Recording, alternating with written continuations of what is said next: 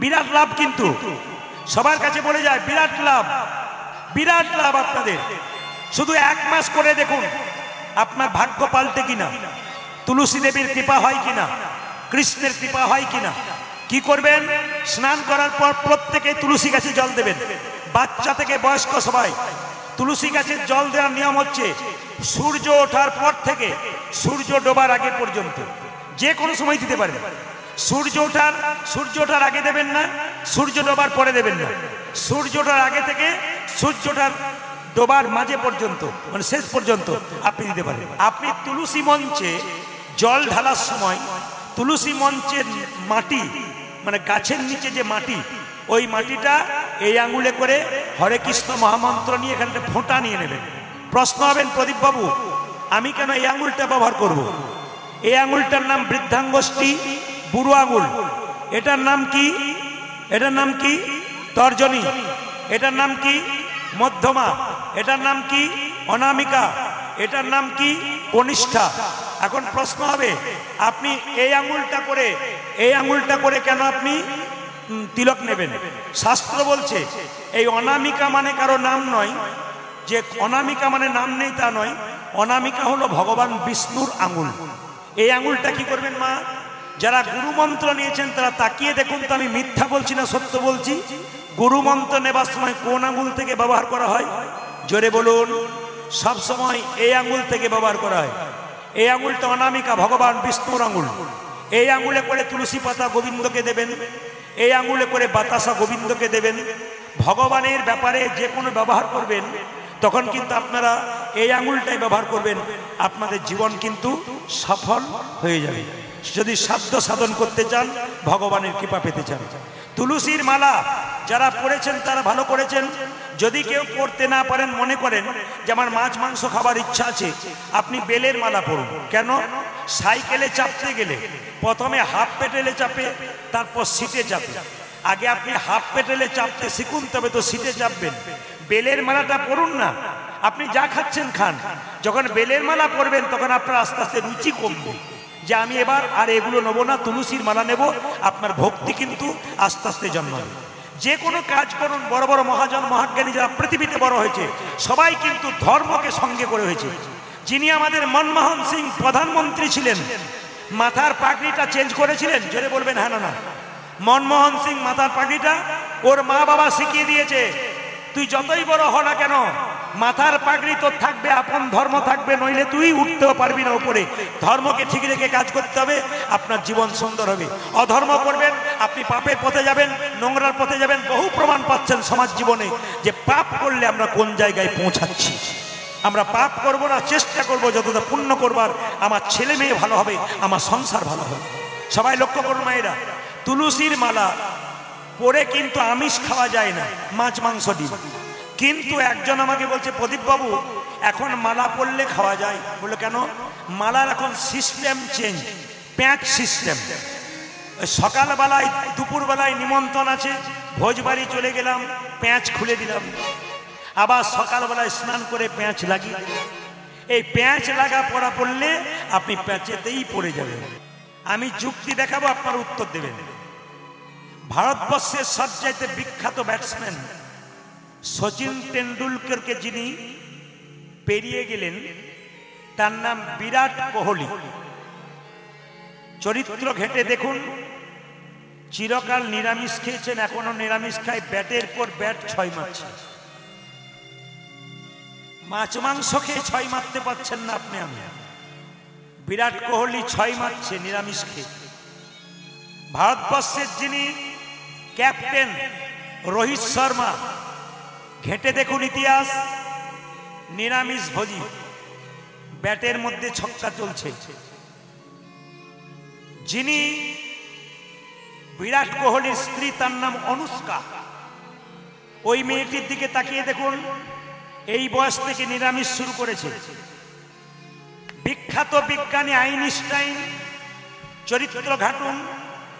বিখ্যাত বিজ্ঞানী নাম্বার 1, তার চরিত্র ঘাটুন।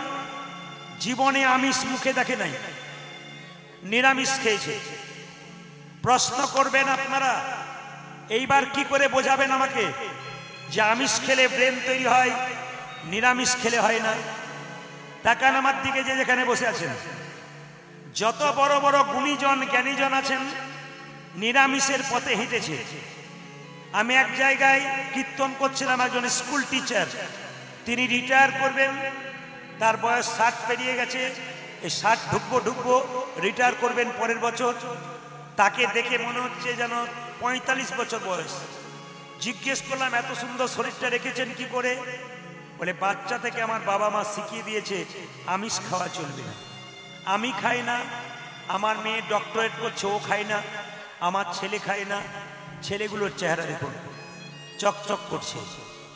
সাধুগুরু বৈষ্ণব নিরামিষ খাচ্ছে, প্রায় 10 কিলোমিটার হেঁটে চলে যাচ্ছে। আর যারা আমিষ খাচ্ছে তাদের কারো কোমরে ব্যথা, নালে হাঁটু ব্যথা, নালে পেট মোটা, নালে ঘাড় মোটা, না হলে সুগার, না হলে অম্বল, এই জন্য মুটিয়ে যাচ্ছে, খালি খাবার খাচ্ছে। একবার খাবার বন্ধ করুন, চুপচাপ এই তাকাবেন। মায়েরা কি বললাম, একবারে হয়ে যাচ্ছে। অনুকূল ঠাকুর বলেছেন, যারা আমিষ খায় তারা কলা গাছের মতো হুড়হুড় করে বাড়ে আর হুড়হুড় করে পড়ে। যারা নিরামিষ খায় তারা বট গাছের মতো ধীরে ধীরে বাড়ে, বহুদিন পরে মরে। দেখে নেবেন, আমিষ খাওয়া লোকের চাইতে নিরামিষ খাওয়া লোকের রোগের সংখ্যা কম। রোগ সবার আছে, বেশি কাদের আমিষ খাচ্ছে যারা, তাদের নিরামিষ খাচ্ছে তাদের রোগ কম। বড় বড় বৈষ্ণবরা 80-90 বছর বয়স এখনো হাত তুলে কীর্তন করছে। আপনি মাছ মাংস খাচ্ছেন, 50 বছরেই নিতাই গৌর হরিবল হয়ে যাচ্ছেন, হাজার রকম রোগের বাসা বেঁধেছেন। অনুকূল ঠাকুর বললেন, যে যত ত্যাগী সে তত নিরোগী, যে যত ভোগী সে তত রোগী। কিছু মনে করবেন না, সিনেমার নায়ক নায়িকা 50 বছর বয়স, দেখে মনে হবে 35 বছর বয়স।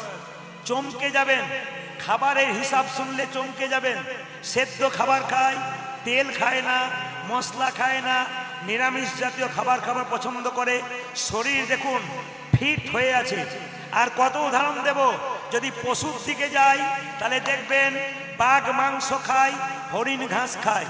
হরিণকে বাঘ তেড়ে নিয়ে বেড়ায়, হরিণকে ধরতে পারে না, এত স্পিড হরিণের। কিন্তু হরিণ যখন হোঁচট খেয়ে পড়ে যায় তখন বাঘ ধরে, ধরতে না পারলে বাঘ করে, কিন্তু হরিণ দৌড়ায় তার আগে হ্যাঁস ফ্যাঁস করে না, কিচ্ছু করে না। সবাই লক্ষ্য করবেন, গরু নিরামিষ খায়, ঘাস খায়, কত বোঝাই করা মাল সে টেনে নিয়ে যাচ্ছে। আপনাদের আর কত বোঝাবো? নিবেদন আপনাদের কাছে, আপনি নিরামিষ খান, আপনি ফিট থাকুন।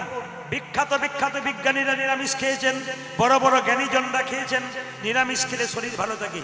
একটা কাজ করলে ভগবান আপনার পাশে পাশে থাকবে। উত্তরটা বলে দিই আপনাদের, কারা কারা একাদশী করেন হাত তুলুন। একাদশী হাত তুলবেন যারা করেন। নামান, খুশি হলাম আপনাদের আসরে এসে। কোচিহারেও দেখতে পেলাম আমি অজস্র ভক্তের মধ্যে প্রচুর ভক্ত হাত তুলেছে একাদশী করার জন্য। এই একাদশী কেন করবেন? বিজ্ঞানের যুক্তি কি? বিজ্ঞান কি যুক্তি দেখাচ্ছে দেখুন আপনারা। বিজ্ঞান যুক্তি দেখাচ্ছে, একটা মেশিন যখন প্রতিদিন কাজ করছে, সপ্তাহে একদিন তাকে রেস্ট দিচ্ছে। কোম্পানিতে চাকরি করুন, 7 দিনের মধ্যে একদিন রেস্ট। কেন? মেশিন কাজ করছে, একদিন তাকে রেস্ট দেওয়া দরকার। আমাদের শরীরে কলকবজাগুলো প্রতিদিন কাজ করছে, একদিন একাদশী করলে একে রেস্ট দিন, এ দীর্ঘ জীবন লাভ করবে, আরো শক্ত হবে, আরো ঠিক থাকবে। বিজ্ঞান বলছে। আপনারা সবাই লক্ষ্য করবেন, যদি আপনারা একাদশীর দিনে খেতে পারবেন, নির্জলা একাদশী করলে ভালো। এখন নির্জলা একাদশী করলে প্রায় লোকের তো গ্যাস হয়ে যায়, ওটা উত্তম একাদশী করতে পারলে ভালো। না করতে পারলে কি করবেন মা? মধ্যম একাদশী। কি কি? ফল খাবেন, সবজি খাবেন, দুধ খাবেন, দুধ থেকে তৈরি যা কিছু জিনিস খাবেন। কিন্তু মাথায় রাখবেন, সেদিন কিন্তু যত কম খেতে পারবেন তত আপনার লাভ। সেদিন খাবো খাবো ভাব থাকলে হবে না। একাদশী মানে আমি খাই না এটা নয়, একাদশী মানে শর্ত। কি শর্ত? ভালো কিছু খারাপ কিছু দেখবো না, খারাপ কিছু ভাববো না, খারাপ কিছু বলবো না। এরকম চিন্তা ভাবনা ভেতরে থাকলে আপনার একাদশী করা সার্থক। প্রতিজ্ঞা করতে হবে একাদশীর দিনে খারাপ কিছু দেখবো না, খারাপ কিছু ভাববো না, খারাপ কিছু বলবো না। এই ভাব যদি কারো থাকে তবে একাদশী করা সার্থক। মায়েরা সবাই লক্ষ্য করুন, একাদশী মুসলিম সমাজে 30 দিন রোজা রাখা হয়। ভোর 4টে থেকে সন্ধ্যে 6টা পর্যন্ত কিচ্ছু খাই না, একবারে সন্ধ্যের পরে খাই, ভোরবেলায় খাই, থুতু গেলে না। আমাদের একাদশীতে আপনারা অনেক কিছু খেতে পারেন, তবু একাদশী করতে পারে না। 12 মাসে 24টা একাদশী হয়।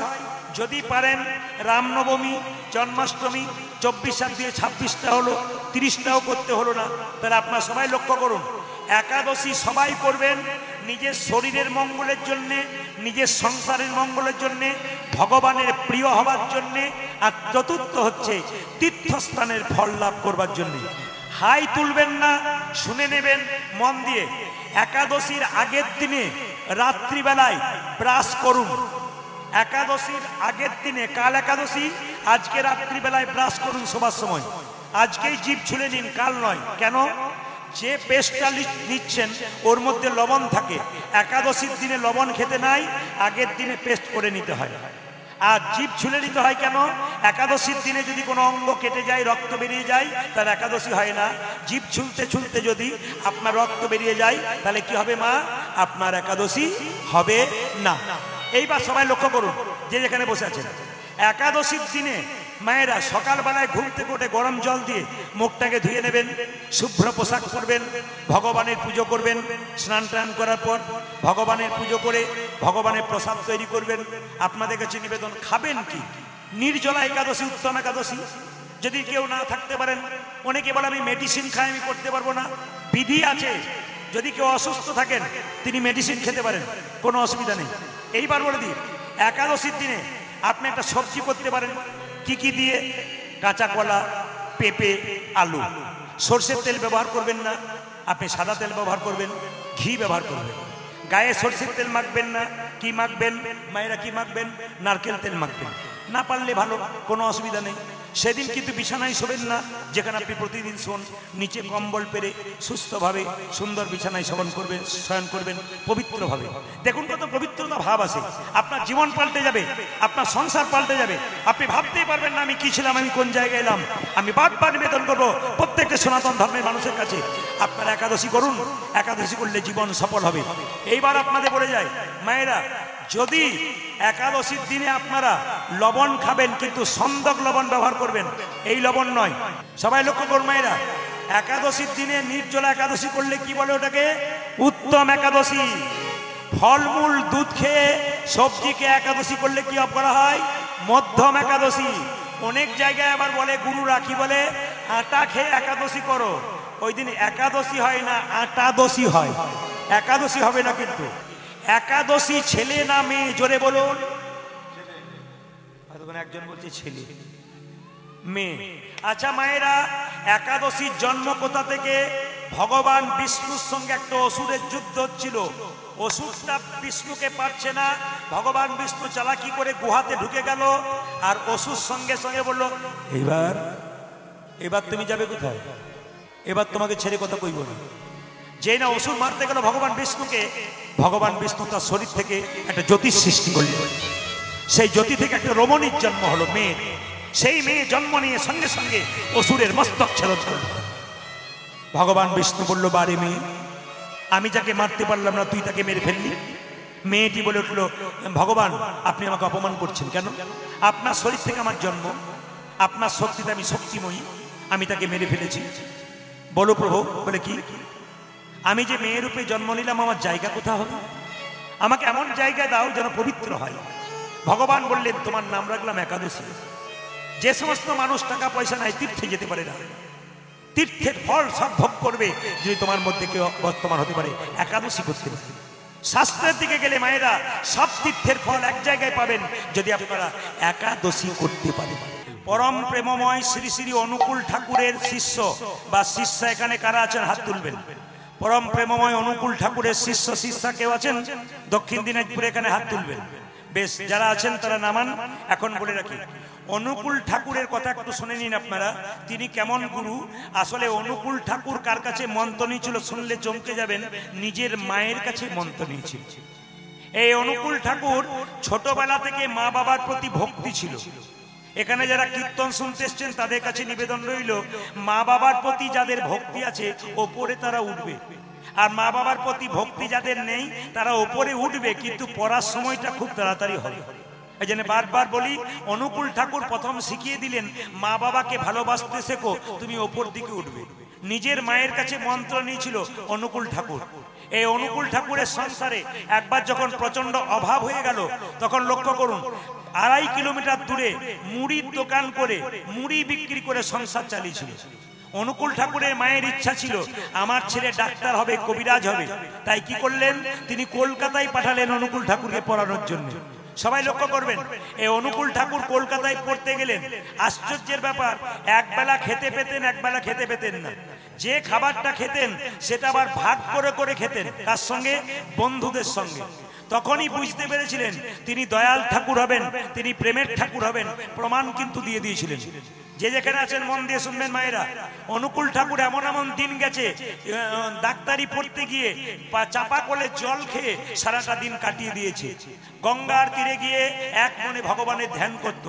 তিনি যখন ডাক্তারি পাস করলেন তখন তিনি সিদ্ধান্ত নিলেন যে মানুষের দেহের চিকিৎসা করবার আগে মানুষের মনের চিকিৎসা করা দরকার। তাই তিনি কি করলেন, মা সৎসঙ্গ করলেন। কেন? সৎসঙ্গে এলে দেহের যত রোগ আছে অনেক রোগ দূর হয় যদি মন তোমার ভালো হয়ে যায়। মায়েরা, আপনাদের মনের মধ্যে অনেকে রোগ আছে, দেখবেন দেহে কঠিন রোগ হলে তার চিকিৎসা দরকার আছে, অবশ্যই দরকার আছে।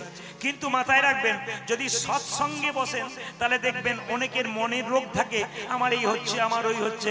যদি কেউ সৎসঙ্গে থাকে তাহলে দেখবেন তার মনের রোগগুলো দূর হয়ে যায়।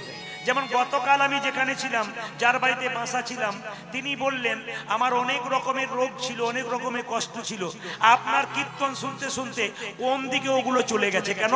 আমি এখন ভাবি যা হবে হবে, গোবিন্দের নামের মধ্যে তো আনন্দ আছে। এই জন্য অনুকূল ঠাকুর কি করলেন, প্রথমে ভাবলেন মানুষের মনের চিকিৎসা করতে হবে। এই মনের চিকিৎসা করতে গেলে প্রত্যেককে গুরু মন্ত্র নিতে হবে, আর যত গুরু মন্ত্র ভজন করবেন মনের ময়লাগুলো তত আস্তে আস্তে নিতাই গৌর হরি বল বলে পরিষ্কার হয়ে যাবে। যারা যারা কীর্তন শুনতে এসছেন তাদের কাছে নিবেদন রইল, সব গুরু মন্ত্র নিয়েছেন তো? হাত তুলে দেখান কারা কারা গুরু মন্ত্র নিয়েছেন। বাহ, বেশ। এই জন্য গুরু কৃপা না থাকলে কীর্তন শোনা যায় না। গু মানে কি? অন্ধকার। রু মানে কি? আলো। যিনি গুরু মন্ত্র নিয়েছেন তিনি জীবনকে সুন্দর করেছেন। মায়েরা, গুরু মন্ত্র নেবেন নেবেন, যাত্রার কাছে মন্ত্র নেবেন না। গুরু কৃপাহি কেবলম, গুরু পাকা হওয়া চাই, কাঁচা হলে হবে না। রামকৃষ্ণ পরমহংসদেব বলেছেন শিক্ষা দীক্ষা দুরকম। দীক্ষা হলো কৃষ্ণকে জানা, আর শিক্ষা হলো রাধাকে জানা। যারা দীক্ষা নিয়েছেন তারা কৃষ্ণকে জেনেছেন, আর যারা কোনো শিক্ষা নেন নাই তারা রাধাকে জানতে পারেন নাই। শিক্ষা হচ্ছে দেহতত্ত্বের ব্যাপার। যখন শিক্ষা নেবেন তখন দেখবেন আপনার দেহের মধ্যে একটা অনাবিল আনন্দ আসছে। দীক্ষাতেও ঠিক তাই। তো দীক্ষা যারা নিয়েছেন তাদের কাছে নিবেদন রইল, বলছে যে যখন সকালবেলায় পদ্ম ফুল ফোটে, যখন পদ্ম ফুল ফোটে সূর্যের আলো, মায়েরা সূর্যের আলো যতক্ষণ না পদ্ম ফুলের উপরে পড়ে ততক্ষণে পদ্ম ফুলের পাপড়ি ফুটে ওঠে না। ঠিক সেরকম গুরু সূর্যের যখন আলো হৃদয় মাঝে পড়ে তখন ভক্তিরূপী পদ্ম আমাদের নিতাই গৌর হরি বল বলে হৃদয় মাঝে জেগে ওঠে। এই জন্যে গুরুর দরকার আছে, গুরুর দরকার আছে। কিন্তু একটা কথা বলি, গুরু করবেন বেছে বেছে করবেন। আপনি আপনার ছেলে মেয়েকে পড়াবেন, ভালো স্কুল কলেজে পড়াচ্ছেন কেন বলুন তো? ভালো মাস্টার মশাই হলে ছেলে তৈরি ভালো হবে। গুরু যদি ভালো হয় তাহলে দেখবেন আপনার জীবন সুন্দর হবে। গুরু এইরকম করুন যার কাছে বসে। ঈশান ঘোষ তোর মা তোমাকে খুঁজে বেড়াচ্ছে জেনারেটরের কাছে। ঈশান ঘোষ তোমাকে তোমার মা খুঁজে হরে কৃষ্ণ। সবাই লক্ষ্য করুন, গুরুর কাছে বসবেন, দুটো জানার বিষয় থাকলে জানবেন। আর আপনি নিজে জানেন না, গুরুকে জিজ্ঞেস করছেন, গুরুও জানে না, এইরকম গুরু করে কোনো লাভ নাই। শাস্ত্রে বলেছে যে কিবা বিপ্র কিবা শূদ্র নেশিক জ্ঞানে নয়, কৃষ্ণ তত্ত্ব বেত্তা যেই সেই গুরু হয়। আমাদের মনে ধারণা হয়ে গেছে গুরু মানে ব্রাহ্মণ, না, শাস্ত্র বলে দিয়েছে কিবা বিপ্র কিবা শূদ্র নেশিক জ্ঞানে নয়, কৃষ্ণ তত্ত্ব বেত্তা যেই সেই গুরু হয়। গুরু হচ্ছে জাতিতে যাই হোক না কেন তাকে তত্ত্বজ্ঞানী হতে হবে। যার কাছে বসলে আপনার মনের শান্তি আসবে, যার কাছে বসলে আপনার দুটো জিনিস জানার থাকলে আপনি জানতে পারবেন, তিনি হচ্ছেন গুরু। তবে বলে রাখি মায়েরা, রামকৃষ্ণ দেব বলেছেন গুরু হচ্ছে দু প্রকার, একটা কাঁচা একটা পাকা। কাঁচা গুরুকে মন্ত্র দেবার আগে চুক্তি করে যে, এই আমার কাছে মন্ত্র নিবি, 1000 টাকা, দুটো সোনার জিনিস, একটা থালা গ্লাস বাটি, একটা ধুতি শাড়ি লাগবে, তবে দিব, নইলে দেবো না।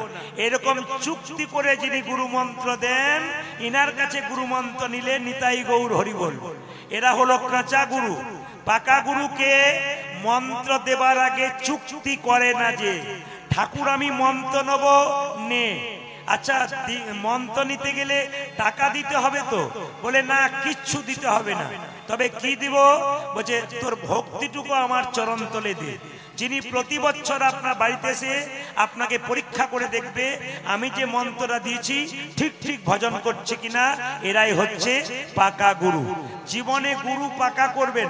তবে একটা কথা বলি, গুরু যদি আপনার বাড়ি আসে, সে কিন্তু খালি হাতে আসবে না, সে নিতে আসছে না, আপনাকে দিতেও আসছে।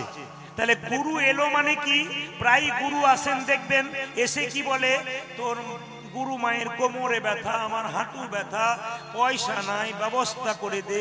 না না, আপনি তো ছেলে, উনি তো বাবা, সবকিছু করবেন, ওটা ঠিক কথা, কিন্তু উনি দুঃখের কথা বলবেন না, উনি কৃষ্ণ কথা বলবেন। কৃষ্ণ কথার ফাঁকে আপনি বুঝবেন ওনাকে কি দেওয়া দরকার, কি দেওয়া নয়।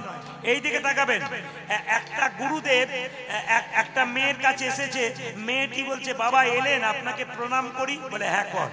এবার জল পান করুন, জল এনে দিই চাপা কল থেকে।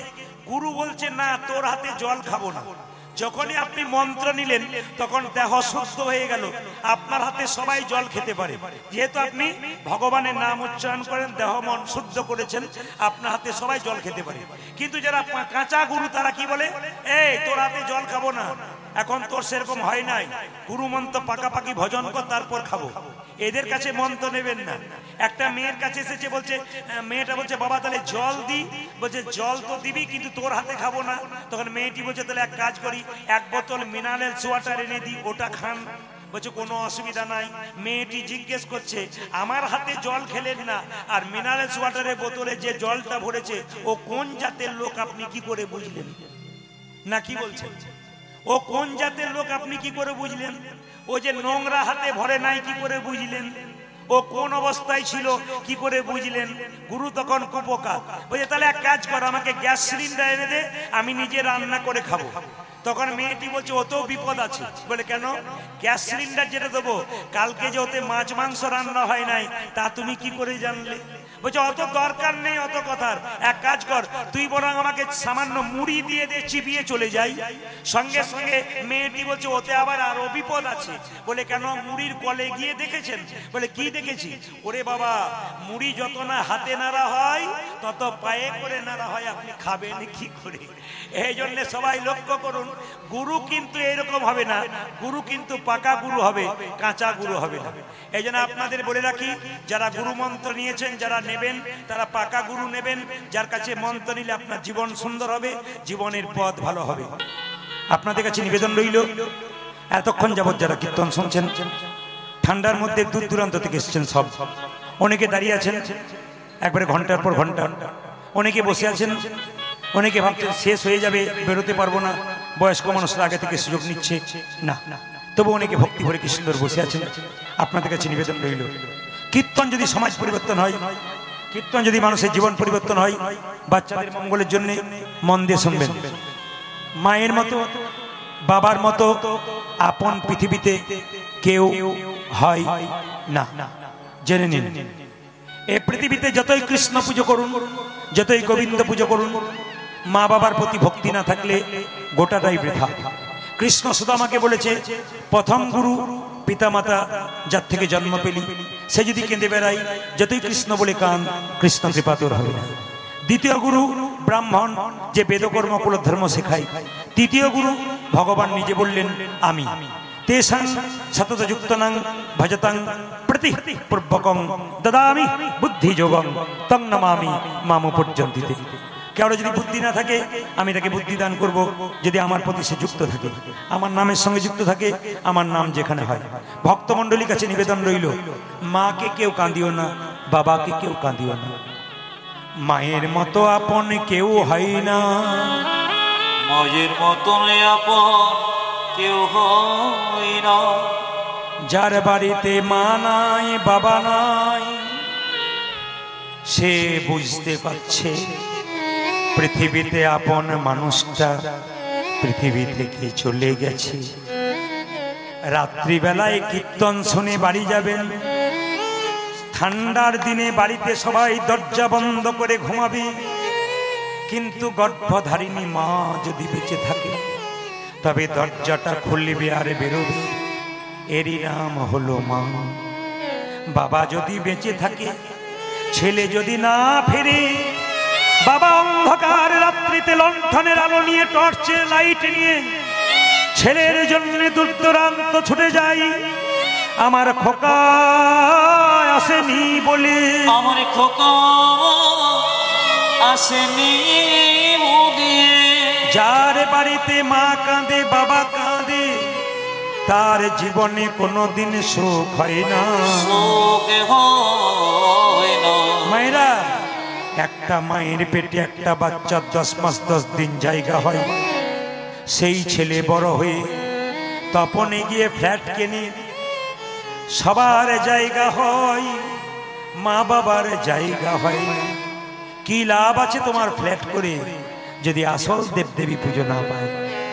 দুর্গা পূজার অষ্টমীর সময় নতুন কাপড় পরে মাকে পুষ্পাঞ্জলি দিচ্ছ, মাটির প্রতিমা মা দুর্গা যেন বলতে চাই, মাটির প্রতিমা পুজিস রে তুই, আগে ঘরের মা বাবাকে পুজো কর। ঘরের মা বাবাকে জীবন্ত দেবী দেবী দুটো খাবার আশাই বসে আছে, ওদের আগে খাওয়া, তারপর আমায় দিবি, ওদের না দিয়ে আমাকে দিলে আমি তো খাই না।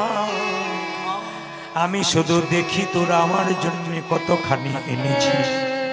মায়ের মতো আপন কেউ হয় না, কেউ হয় না।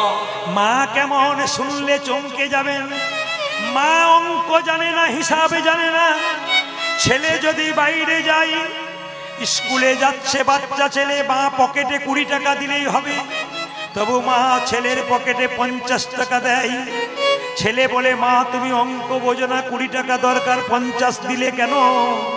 মা বলে, রাস্তায় যদি দরকার হয় তাই তোকে 50 দিয়ে দিলাম। মা তো অঙ্ক বোঝে না, মা তো মিথ্যা কথা বলে। কি বলে? সবাই খেয়ে নেয়, সবাই পেট ভরে খেয়ে চলে যায়, কিন্তু মা খায় না। যদি মাকে জিজ্ঞেস করা হয়, তুমি খেয়েছো? হাসি মুখে বলে, আমি খেয়ে নিয়েছি। মা মিথ্যেবাদী, মা খায় না তবু বলে আমি খেয়ে নিয়েছি। বলে আমি খেয়ে নিয়েছি।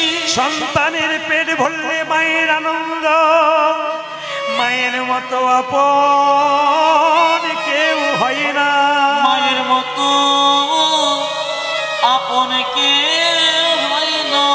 ছেলে যদি একটা রুটি খেলে পেট ভরে যায়, মা তাকে 2-3টে জোর করে দেয়। ছেলে বলে, মা তুমি জোর করে রুটি দিচ্ছ কেন? মা তখন বলে, খোকা না খেলে শরীর হবে না, তুই খা বাবা, না খেলে তোর যে শরীর হবে। হেরি নাম মা, যে কারো কথা ভাবে না, সন্তানের কথা ভাবে। হসপিটালে মা বাচ্চা হতে গিয়ে ডাক্তার বাবু যদি বলে মায়ের বাঁচার আশা নেই, ছেলে বাঁচতে পারে, মা মৃত্যুর সঙ্গে লড়াই করে ডাক্তার বাবুকে ডেকে বলে, ডাক্তার বাবু আমি যদি মরি মরব, মৃত্যুর আগে আমার খোকাকে দেখে যেন মরতে পারি, তবেই তো আমার মরাতে শান্তি হবে, নইলে মরেও আমি শান্তি পাবো না। শান্তি পাবো না। এ সংসারে মা দুবার কাঁদে, ছেলে যখন ছোট থাকে তখন একবার কাঁদে, ছেলে যখন বড় হয় তখন একবার কাঁদে। ছেলে যখন ছোট থাকে মা তখন কাঁদে, ছেলে আমার খাই না বলে, আর বড় হয় তখন মা কাঁদে, ছেলে আমায় খেতে দেয় না বলে। দুবার মা কাঁদে, মায়ের মতো আপন কেউ হয় না। শুনে নিন আপনারা, কীর্তন শুনতে এসছেন বড় বড় পণ্ডিত মহাজন যারা আছেন, পৃথিবীতে যারা বড় হয়েছে মাকে ভালোবেসে বড় হয়েছে, পিতৃদেবকে ভালোবেসে বড় হয়েছে, যারা মা বাবাকে বড় ভালোবাসতে পেরেছে তারা পৃথিবীতে বড় হয়েছে। আইজাক নিউটনের চরিত্র পড়ুন, মা বাবাকে দেবতার আসনে বসিয়েছিলেন। আইনস্টাইনের চরিত্র পড়ুন, মা বাবাকে দেবতার আসনে বসিয়েছিলেন। অনুকূল ঠাকুরের চরিত্র পড়ুন, মা বাবাকে দেবতার আসনে বসিয়েছিলেন। বিদ্যাসাগরের চরিত্র পড়ুন, মা বাবাকে দেবতার আসনে বসিয়েছিলেন। রবীন্দ্রনাথের চরিত্র পড়ুন, মা বাবাকে দেবতার আসনে বসিয়েছিলেন। বিবেকানন্দের চরিত্রে পড়ুন, মা বাবাকে হৃদয় মাঝে বসিয়েছিলেন। শুধুই কি বড় হওয়া যায় গো? এমনি এমনি বড় হওয়া যায় না, যদি আসল জায়গায় ভক্তি না করা যায়। এই দেখুন, চাণক্য পণ্ডিতের নাম শুনেছেন আপনারা? চাণক্য পণ্ডিতের সামনের দাঁত দুটো বড়, মায়েরা সামনের দাঁত দুটো বড়। তো একদিন জ্যোতিষ এসে বলল চাণক্য পণ্ডিতের মাকে, শোনো, তোমার ছেলের দাঁত দুটো বড়, অনেক বাচ্চারই দাঁত বড় হয়, কিন্তু তোমার ছেলের দাঁত বড় লক্ষণটা দেখলাম একটু আলাদা রকমের। কি? তোমার ছেলে রাজা হবে গো। ওগো চাণক্যের মা, তোমার ছেলে রাজা হবে। কোনো মা যদি জানতে পারে আমার ছেলে রাজা হবে, তাহলে সেই মায়ের কি আনন্দ হয়। চাণক্যকে কোলে নিয়ে তার মা বলছে, চাণক্য, তুই তো এখন ছোট আছিস, তুই যখন বড় হবি তখন তুই রাজা হয়ে গেলে আমায় ভুলে যাবি না তো বাবা? চাণক্য বলল, মা আমি রাজা হব কেন? জ্যোতিষ বলেছে তোর সামনের দাঁত দুটো বড়, তুই রাজা হয়ে যাবি। চাণক্য বলল, দাঁড়াও মা, আমি রাজা হব না, তোমায় ভুলবো না, তার ব্যবস্থা করছি। কি করবি তুই? চাণক্যদেব মায়ের কোল থেকে নামলো, নেমে গিয়ে একটা পাথর এনে চাণক্যদেব নিজের দাঁত দুটোকে ভেঙে দিল সামনে।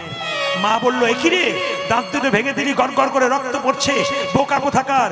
মা, সামনের দাঁত দুটো যদি বড় থাকে, আমি যদি রাজা হয়ে যাই তোমায় ভুলে যাব। দাঁত দুটো ভেঙে দিলাম, রাজা হব না, তোমায় কোনোদিন ভুলেও যাব না, তোমায় কোনোদিন ভুলে যাব না। এখনকার বাচ্চারা বড় হলে মা বাবাকে দেখে? জোরে বলবেন। আপনাদের দক্ষিণ দিনাজপুরে দেখে, অন্য জায়গায় দেখেন। একটু আমার দিকে লক্ষ্য করবেন, বড় বাস্তবের সঙ্গে মিল আছে। আপনাদের ছেলে মেয়ে বড় হলে বাবা মাকে দেখে? বাবা জোরে বলুন হ্যাঁ না হ্যাঁ। এরা ইশারা করেছে না, দেখে না। এই রোগটা সব জায়গাতে আছে। আমি আমাদের দেখিয়ে দিই, আপনাকে প্রমাণ দেখিয়ে দিই। আপনার বাচ্চা দেখবে না কেন? বাচ্চা থেকেই তো আপনাকে সিগন্যাল দিয়ে দিয়েছে যে আমি মা বাবাকে দেখব না। কোথায় বলুন তো? এই দিকে তাকা। বাচ্চা ছেলে যখন ছোট থাকে, মা যখন কোলে নিয়ে থাকে, আমার দিকে তাকাবেন তো সবাই যারা মা হয়েছেন। যখন বাচ্চাটা কোলে থাকে, পা গুলো নড়ায় না মাথাটা নড়ায়? বলে বলুন, জোরে বলুন। পা গুলো নড়ায়। মা কি বলে? খোকা তুই বড় হবি। পাটাকে নড়িয়ে বলে, হব মা। দেখে নেবেন আপনারা।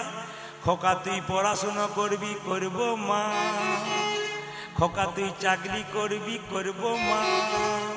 তারপর তোর বিয়ে দেবো, বলতে হবে না। আচ্ছা, তারপর তুই হবি, আমি হব বুড়ো, তুই হবি আমার ছেলে, আমি বুড়ো হয়ে যাব, আমি তোর কাছে বসে বসে খাবো। বাচ্চা তখন বলে, সেটি হবে না। সিগন্যাল দেয় নাই? আবার দেখবেন, কিছু মনে করবেন না, আপনাদের দক্ষিণ দিনাজপুরে নাই, আমাদের ওদিকে আছে। কেউ যদি মারা যায়, ধরুন আপনার মা মারা, আমার মা মারা গেছে ধরুন, তখন দু চারজনকে বলা হচ্ছে, তাহলে এবার চলুন, যেতে পারি কিন্তু আগে মানে চাই আর কি, মানে মরতে গেলেও চাই। যা করবেন, যদি দুর্গা পুজো করবেন, দেখবেন দুর্গা পুজো গোটাটাই হয়ে গেল, শেষে দেখবেন আবার পরে মানে সারা পুজোটা সুন্দর করে কাটালো। মানে আমাদের নিয়ম আছে, শাস্ত্রে বোধ হয় যে শেষের দিনে খাবি। এই দিকে তাকাবেন, মজা আছে, কীর্তনের যুক্তি আছে। হ্যাঁ, এর বোঝে। মানে এ একবার পাকা পাটি আছে আর কি। এ আরো বড় হলে আরো কত বুঝবে আমি সেইটা ভাবছি। কি সুন্দর এদিকে শোন। দুর্গা পুজোর সময় মায়েরা লক্ষ্য করবেন, একটা ছেলে দুর্গা পুজো করেছে, শেষে সারা 3 দিন ধরে নিরামিষ খেয়েছে, মাকে পুজো করেছে। মাকে যখন বিসর্জন দিতে যাচ্ছে, তখন মা যখন জলে ডুবছে, তখন ও মদ খেয়ে বলছে আবার কবে। মা ডুবছে আর ছেলে খুব নাচছে। একদিন ওই ছেলেটা নদীতে নৌকাতে পেরোচ্ছে, নৌকাটা ডুবু ডুবু, তখন মাকে ডাকছে, মা প্রতি বছর তোর পুজো করি, আমি নৌকায় ডুবতে চললাম, এবার তুই বাঁচা। মা দুর্গা তখন পারে এসে খুব নাচতে শুরু করেছে। তখন ছেলে বলছে, মা আমি ডুবছি আর তোর মজা হচ্ছে, তুই নাচছিস। বলছে, আমি যেদিন ডুবছিলাম সেদিন তুই কি করছিলি? না কি বলছেন? এটা বুঝিস তো? এটাও বুঝি। আচ্ছা, যেটা বুঝবি না সেটা বলে। সবাই লক্ষ্য করুন মায়েরা, এটা আবার শুনে রাখুন মায়েরা, সব কিছুতেই এইটা কারণটা কি বাচ্চা যখন ছোট থাকে তখন দেখবেন আজকালকার মেয়েদের দেখবেন একা সংসার চলে না, কার বাচ্চাগুলো খাচ্ছে কিছু মনে করবেন না, আমি মজা করার জন্য বললাম, অপরাধ নেবেন না। লক্ষ্য করুন না, কিছুটা প্রমাণ বটে কিনা আপনারা ভেবে দেখুন। বাচ্চা যখন ছোট থাকে মা কাজে যায়, কাজের মেয়েকে বলে বুকের দুধ দিয়ে চলে গেলাম, সন্ধ্যেবেলায় আসবো, বুকের দুধ দেবো। এখন তুই এক কাজ করে বোতলের দুধটা বাচ্চার মুখে দিয়ে দে। ছেলে ওই যে বোতল ধরতে শিখলো, বড়তে বোতল আর ধরা ছাড়লো না। কি বলছেন? কীর্তনে মজা আছে, শিক্ষাও আছে, যুক্তি আছে। আবার দেখবেন এটা বুঝিস, আচ্ছা এটা বুঝিস, কিছু মনে করবেন না, সবাই লক্ষ্য করুন। আবার এখন দেখবেন হিন্দুদের অধঃপতন কোথায় বলুন তো? আস্তে, হিন্দুদের অধঃপতন কোথায়? দেখবেন মুরগির দোকান করেছে, আবার ওপরে লিখেছে শ্রীকৃষ্ণ বয়লা সেন্টার। না কোন জায়গায় গেছি দেখুন, শ্রীকৃষ্ণ বয়লা সেন্টার, কাটা 230, গোটা 110। না হাসি নয়, এটা আমাদের লজ্জা। কৃষ্ণের নামে মাংসের দোকান খুলেছে, আবার মুরগির মাংস। না আপনি অন্য নাম দিন, আপনি ব্যবসা করুন, কোনো অসুবিধা নেই। আবার দেখবেন জুতোর দোকান খুলেছে, চৈতন্য শু হাউস। চৈতন্যের নামটা জুতোর প্যাকেটের উপর, আর ভেতরে জুতো আছে। আপনিও বুঝছেন না, আমিও বুঝছেন না, চৈতন্য সুহাস থেকে নিয়ে দিব্যি রাস্তা দিয়ে যাচ্ছে। আমরা কত অধঃপতনের দিকে যাচ্ছি। আচ্ছা মায়েরা, যে রাধা কৃষ্ণকে আপনি পুজো করছেন বাড়িতে, কি করে পুজো করছেন? আপনি খুব ভক্তি করে পুজো করছেন। আবার সেই রাধা কৃষ্ণকে আপনি ধূপ দিচ্ছেন, ধূপের প্যাকেটে রাধা কৃষ্ণের ছবি থাকে। যখন ধূপ শেষ হলো তখন কি করেন? নর্দমাতে ভেসে ভেসে বেড়াচ্ছে। একদিকে পুজো করছেন, একদিকে মাকে ভাসাচ্ছেন, প্রভুকে ভাসাচ্ছেন। তাহলে আপনারা কোন জায়গায় পৌঁছাচ্ছেন? আপনাদের কাছে নিবেদন রইল, এমন কিছু কাজ করুন যে কাজটা করলে হিন্দু সনাতন ধর্মের উপরে কেউ দাগ দিতে না পারে, যে কাজটা করলে হিন্দু সনাতন ধর্মকে বাঁচাতে পারি। আমরা গর্ব করে যেন বলতে পারি, আমি হিন্দু, আমি হিন্দু, আমি হিন্দু। যেটা বলেছিল কে? না, আমেরিকাতে সম্মেলনে গিয়ে চিৎকার করে বলেছিল বিবেকানন্দ, আমি হিন্দু, আমি হিন্দু, আমি হিন্দু। এটা জোরে বলুন, রাধা রানী কি, শ্যাম সুন্দর কি, মদন মোহন কি। আজকে একজন বলেছে কি পালা করবেন, বলে পালা তো হয় না, কি হয় মায়েরা? লীলা হয়। পালা তো জীবনে দুটো হয়, কি কি? একটি আশার, একটি, জোরে বলুন, একটি আশার, একটি। আচ্ছা, যারা কীর্তন শুনতে এসছেন তাদের কোন পালা শেষ হয়েছে? আষাঢ়টা না জোয়ারটা? জোরে বলুন, আষাঢ়টা। বাকি আছে কোনটা? অনেকে ভয়ে বলছেন বাকি আছে কোনটা? এতই যদি বুঝছেন সাদা চুলে গোদরেজ নিচ্ছেন কেন? আবার দেখবেন মৃতদেহ দরজা দিয়ে নিয়ে যায়, বলো হরি, বলো হরি। আমিও প্রণাম করি, আপনারাও প্রণাম করি। আর কিভাবে বলুন তো? ও বোধ হয়ে গেল, আমি বোধ হয়ে যাবো। মানে এইটাই আমাদের সবচেয়ে বিশ্বাস। যিনি হেলতে দুলতে গেলেন তিনি শিখিয়ে দিয়ে গেলেন যে আমি মরি না, আমাকে দেখে শেখো। আমি যেমন হেলতে দুলতে চললাম, তুমি একদিন সংসার ছেড়ে হেলতে দুলতে চলে যাবে। আজকে লীলাটির নাম কি মা? দেখবেন ছবিতে দেখতে পাবেন কৃষ্ণ একটা সাপের ওপরে চেপে আছে না? জোরে বলবেন আপনারা। কৃষ্ণ একটা সাপের ওপরে চেপে আছে। ওই সাপটার নাম কি? কালীয় নাগ। ওই কালীয় নাগের কটা ফোনা ছিল? 100টা, আর 100টা উপফোনা ছিল। তো কালীয় নাগের মাথায় কৃষ্ণ দাঁড়িয়ে আছে। কেউ বলতে পারবেন এই কালীয় নাগ পূর্বজন্মে কে ছিল? অনেক বৃদ্ধ বাবারা এখানে কীর্তন শুনতে এসছেন, অনেক বয়স্ক জ্ঞানীজন শুনতে এসছেন, মায়েরা শুনতে এসছেন। সাপের মাথায় পা দিয়ে কৃষ্ণ দাঁড়িয়ে আছে। ওই সাপটি পূর্বজন্মে কে ছিল, কেন সাপ হলো? তিনি ছিলেন রাজা, নাম ছিল চন্দ্রধ্বজ। কেন তিনি সাপ হলেন? পেটে প্রচন্ড যন্ত্রণা, কেউ ভালো করতে পারে না। একজন বলল, রাজা তোমার পেটের যন্ত্রণা ভালো হবে যদি একটা কাজ তুমি করতে পারো। বলে কি? এইদিকে, যদি যে রাজবাড়িতে বাস করছো তার পেছন দিকে একটা সরোবর আছে, ওই সরোবরে একটা রাজহাঁস খেলা করছে, ওটাকে ধরে এনে তাকে হত্যা করে তার পিত্তটা খেলে তোমার পেটের যন্ত্রণা ভালো হবে। মায়েরা, রাজহাঁসটাকে তো ধরে আনা হলো, তাকে যখন কাটতে যাবে রাজহাঁস কেঁদে কেঁদে বলল, আমাকে না মেরে যদি আমার পেটের যন্ত্রণা ভালো হয় তোমার, তবে আমার একটা উপায়ের কথা বলি। যে সরোবর থেকে আমাকে ধরে আনলে সেই সরোবরের উত্তর দিকে একটা গাছ আছে, সেই গাছে এক মুনি বসে আছে, ওই মুনির চরণ ধোয়া জল পান করলে তোমার পেটের যন্ত্রণা ভালো হয়ে যাবে। রাজা কি করলো? সোনার পাত্র নিয়ে মুনিকে বলল, মুনি তুমি তোমার ডান পাটা এগিয়ে দাও। দেখলো ডান পায়ে পুঁজ রক্ত তো রয়েছে, তার সঙ্গে পোকা কিলবিল করছে। বাঁ পাটা এগিয়ে দাও। ওরে বাবা, ওটা আবার গলে গলে পড়ছে, পুঁজ রক্ত রয়েছে, বাঁ পাটা গলে গলে পড়ছে। রাজা চন্দ্রধ্বজ মুনির চরণ ধোয়া জল পান করতে পারলো না, কিন্তু মাথায় করে বাড়ি নিয়ে এলো। সেই চন্দ্রধ্বজের দুটো স্ত্রী ছিল মা, তারা বলল, স্বামী জল পান করতে পারলে না, আমাদের দাও, আমরা জল পান করব। যেই না জল পান করেছে অমনি মুনি ছুটে এসে চিৎকার করে বলল, রাজা তুমি আমার চরণ ধোয়া জলকে অপমান করলে, আমি তোমাকে অভিশাপ দিলাম, তুমি যেহেতু চালাকি করলে, খল প্রবৃত্তি করলে, তোমার খল বংশে জন্ম হবে, তুমি হবে কালিয় না। রাজা চন্দ্রধ্বজ কেঁদে কেঁদে বলল, হে মুনিবর, অভিশাপে যদি দিলে আমায় সাপে কুলে জন্ম হবে, যদি দিলে আমায় সাপে কুলে জন্ম, তবে আশীর্বাদ দাও যেন ভগবানের চরণ লাভ করতে পারি। ভগবানের চরণ লাভ করিতে পারি। সেই পরম বৈষ্ণব মুনি বলে উঠল, তুমি যেহেতু চরণ ধোয়া জল মাথায় করে এনেছো, আশীর্বাদ দিলাম একদিন তোমার মাথায় ভগবান কৃষ্ণের নাচ হবে।